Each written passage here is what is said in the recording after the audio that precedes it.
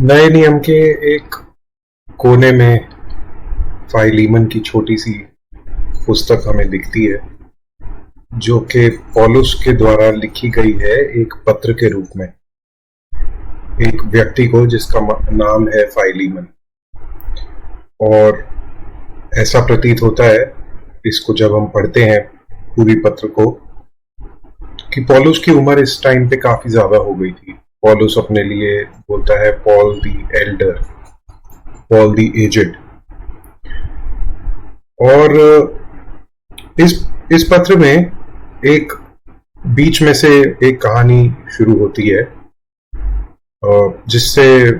जिसमें ऐसा प्रतीत है, ऐसा दिया हुआ है कि ये जो फाइलीमन था ये पॉल का अच्छा जानकार था और विश्वास में था, और इसके घर में कलीसिया भी चलती थी। और इसका एक नौकर था ओनेसिमस के नाम से, जो कि पढ़ने के में ऐसा लगता है कि वो फाइलीमन के घर से भाग गया था। और भागने के बाद उसने विश्वास किया और वो पौलुस से मिला, और पौलुस उसे वापस फाइलीमन के पास जाने को बोल रहा है, फिलेमोन के पास जाने को बोल रहा है। और शायद ओनेसिमस के साथ ही ये पत्र भेज रहा है, जैसे लिख के ये पत्र फिलेमोन को दे देना। और इस पत्र में एक कोने में नए नियम के ये पुस्तक हमें दिखती है। इसके बारे में ज्यादा बात नहीं होती, इसके बारे में ज्यादा प्रचार नहीं होता, लेकिन इसमें हमें एक सुसमाचार की झलक बहुत ही सुंदर रूप में देखने को मिलती है पौलुस के द्वारा। और ये भी देखने को मिलता है कि किस तरह पॉल के अंदर वो क्वालिटीज अपने आप आ रही थी, पैदा हो रही थी, दिखती थी, जो प्रभु यीशु मसीह के अंदर थी। और एक विश्वासी होने के नाते हमारी भी दिन प्रतिदिन प्रार्थना ये रहती है कि हम प्रभु यीशु मसीह के स्वरूप में ढलते चले जाएं। तो आइए इसको देखते हैं। ये जो वचन यहाँ पे दिया हुआ है, पौलुस फाइलीमन को लिख रहा है कि मैं ओनेसिमस को तेरे पास वापस भेज रहा हूं, और उसे अब एक नौकर की तरह नहीं परंतु एक विश्वासी भाई की तरह एक्सेप्ट करना। और पौलुस लिखता है, और यदि उसने, ओनेसिमस ने, तेरा कुछ बुरा किया है या उसे तेरा कुछ देना है तो उसे मेरे खाते डाल दे। पौलुस फाइलीमन को बोल रहा है, फिलेमोन को बोल रहा है कि अगर ओनेसिमस ने तेरा कुछ बुरा किया है, अगर वो तेरा कुछ लेके गया था भागते टाइम, तो वो मेरे खाते पे डाल दे।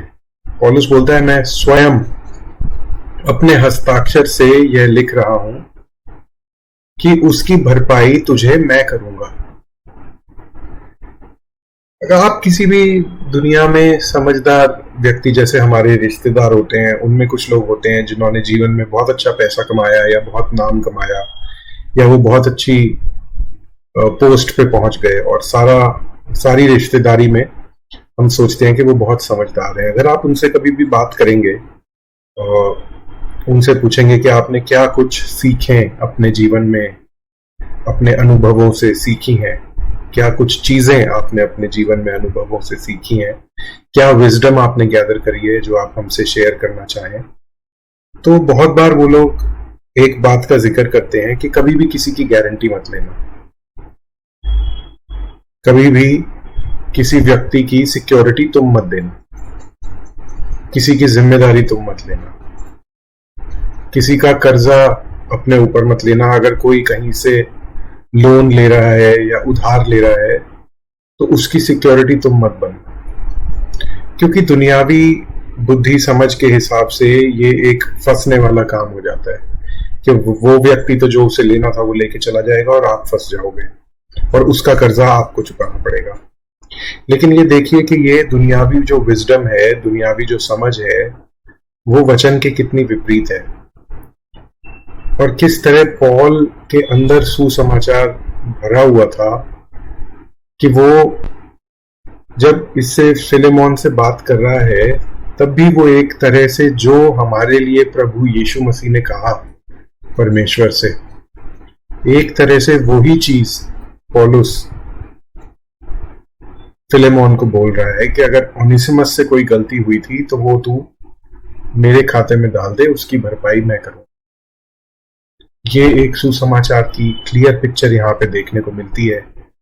मैं सोचता हूँ ऐसा ही कुछ प्रभु यीशु मसीह ने परमेश्वर से कहा कि अगर मेरे लोगों ने जो मेरे नाम पे विश्वास करते हैं, उन्होंने कुछ गलत किया है तो उसकी भरपाई मैं करूंगा, वो मेरे खाते में डाल दे। और इसी बारे में हमने और विस्तार में बात करी थी जो हमारा जस्टिफिकेशन और इम्प्यूटेड राइचियसनेस का वीडियो है उसमें। लेकिन देखिए, मैं जब ये पढ़ रहा था तो इन 19 और 18 आयत पे आके मतलब मैं रुक गया और मैंने देखा कि किस तरह से कितनी सुंदर बात पौलुस ने बोली है। दो मसीह भाइयों के बीच में मेल मिलाप कराने के लिए पौलुस खुद, जबकि पौलुस को कोई जरूरत नहीं थी ये बोलने की, फिर भी वो बोल रहा है कि अगर उसे कुछ तेरा देना है तो उसे मेरे खाते में डाल दे, उसकी भरपाई मैं करूंगा। ये एक कैरेक्टर है, जो एक क्वालिटी है जो कि क्राइस्ट से एक विश्वासी के अंदर आनी चाहिए।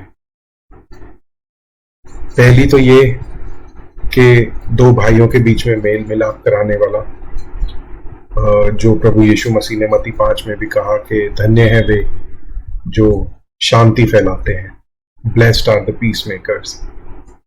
और दूसरा ये कि जिस तरह प्रभु यीशु मसीह ने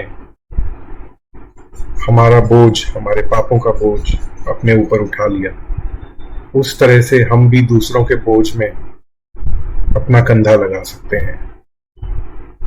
उनकी अगर उनसे कुछ गलती हुई है तो उसकी जिम्मेदारी हम ले सकते हैं।